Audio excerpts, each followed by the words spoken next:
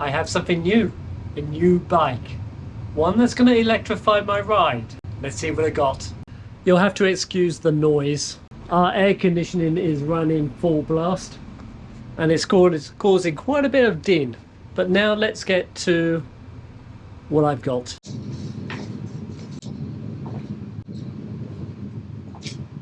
Well, that was awkward. This box was too big to go down my basement stairs, because I'm doing this in my basement. Well, let's open it up and see what we've got.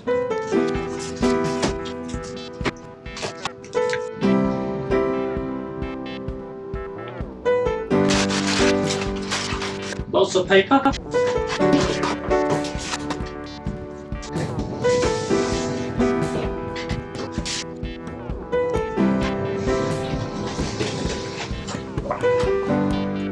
One Orbea Rise. Alright, we'll put the stuff back in the box for now.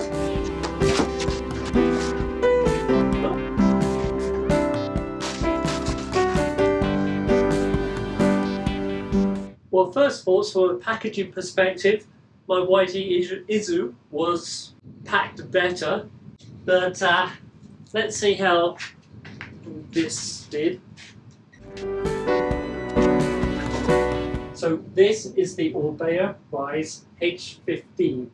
I did that and I forgot to press the record button. So I'm an idiot and forgot to press the record button on this camera. So I may have some of the unboxing on the other camera, I don't know. We'll see. But what I've got is an Orbea Rise H15 e-bike. This is the more burly build.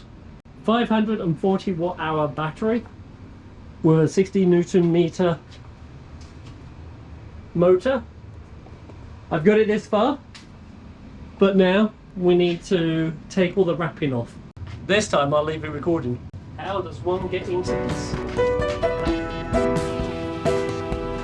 You know, I'm taking this all apart and there was a box I haven't checked. Perhaps this has instructions.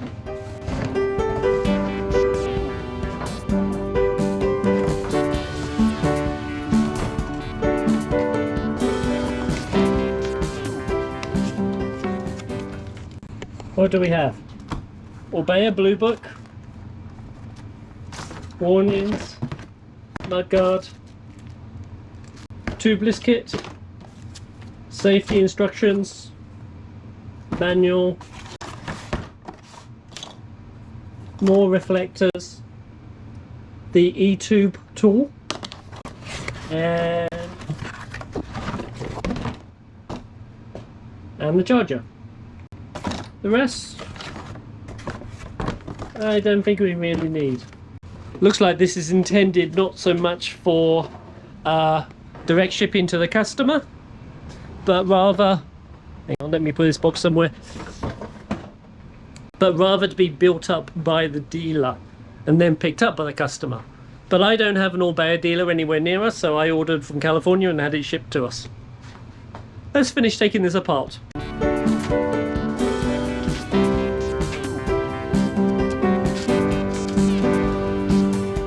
So while I'm doing this, why did I get an Orbea Rise? Well, when I was in Bentonville and I was riding Tunnel Vision, which I haven't posted that video yet, that's coming up, I rented a Trek Rail 7 and that ride was super fun. It was an incredible ride. Allowed me to push much further than I might have done normally. So that really convinced me, and I kind of knew an e-bike was in my future. You know, I'm beginning to find limits to how far I can do my endurance. I feel quick still, but the reality is I'm not anymore. I understand that. And partly when I get to technical stuff, you see me in my videos, I'm not as aggressive as I used to be. And some of that is down to strength and just endurance. If I'm running low on energy, I'm less likely to be attacking the trail. Inevitability ensues, is that a word? Where basically I accept the fact that To keep trails fun and interesting, some assist is in my future. Now, that Trek Rail 7, that was super heavy, really heavy. Picking it up is like, oh my word. This, I'm picking it up and carrying it around, and it really doesn't feel that much heavier than a normal bike. It's about 44 pounds, we'll weigh it later when it's all built up, and we'll see what it's like. But I'm also going to be modifying this.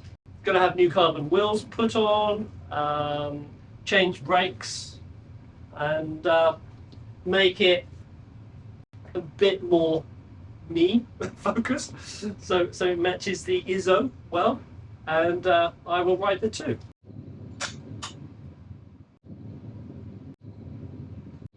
But I'll just lightly do that for now.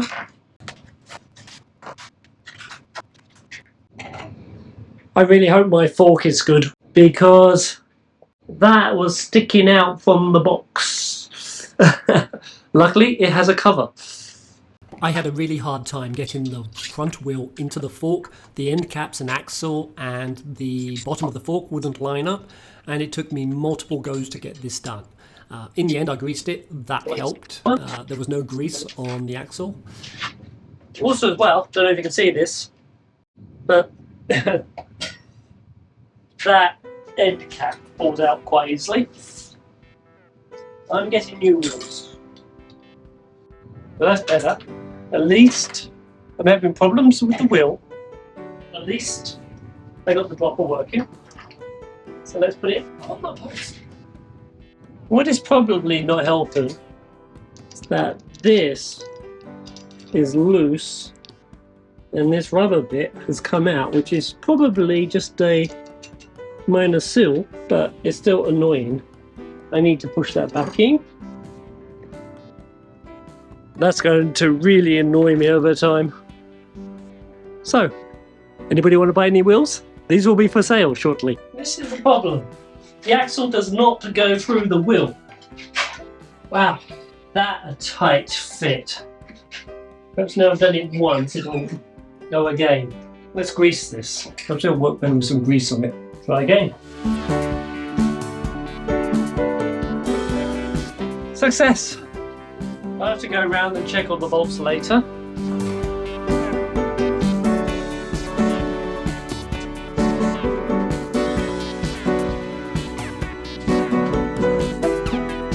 One bike.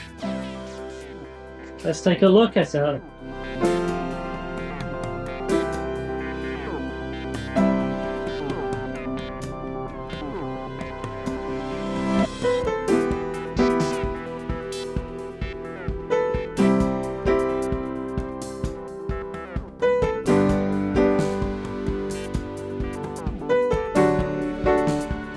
Obviously, I've got some connections to do to hook things up to the controller.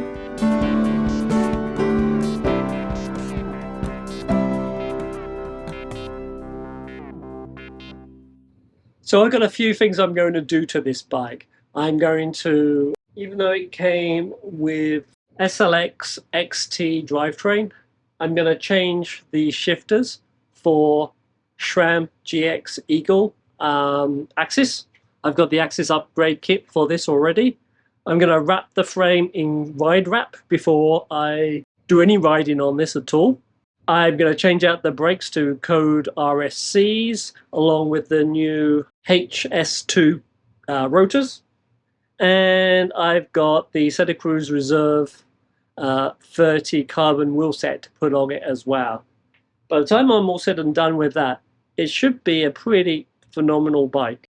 And before I check out, so be sure to come back for those videos as I tackle the other things on this. Let's check out the weight of this bike.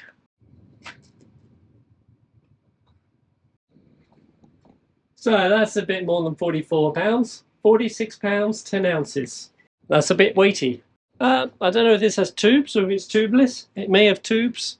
Changing out the tubes. It's going to be real interesting to see what this ends up. So 46 and 10 ounces. Come back for more. Be sure to subscribe and like this video, even though it was a bit chaotic and noisy in my basement. And I'll see you on another video and get out there and ride. Have a good day.